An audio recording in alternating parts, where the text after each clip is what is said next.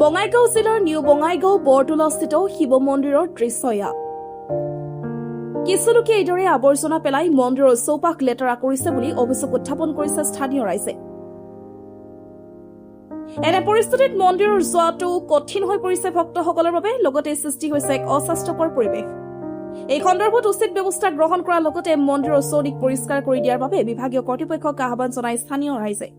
নতুন পাৰা মানুহবিলাক এইবিলাক যে আছে সিহঁতে ফালায়, মই বহুত দিন মানা কৰিছোঁ, ইহঁতে জোৰ জবৰদস্তি কৰি ফালায়। মই এইটো কৈছোঁ যে ইয়াতে মন্দিৰ আছে, সিহঁতে ফালাব নালাগে, সিহঁতে জোৰ জবৰদস্তি ফালাই থাকে। সেই আছে ইহঁতে মানুহবিলাক প্ৰব্লেম পৰি আছে, ৰাস্তাদি যায় মানুহবিলাক গন্ধ পায়। সেইকাৰণে মই কৈ আছোঁ কি মিউনিচিপালিটিৰ পৰা কৈ আছোঁ, এইটো সাহায্য লাগে মোক। মন্দিৰ অফিচে আছে, মন্দিৰ মানুহবিলাক পূজা কৰিব আহি সিহঁতে গন্ধ পায়, পূজা কৰিব নাপাৰে। তাৰমানে শ্ৰাৱণ মাছ চলি আছে আমাৰ, শ্ৰাৱণ মাছৰ কাৰণে ইহঁতে মানুহ পূজাই কৰিব নাছে ইয়াতে।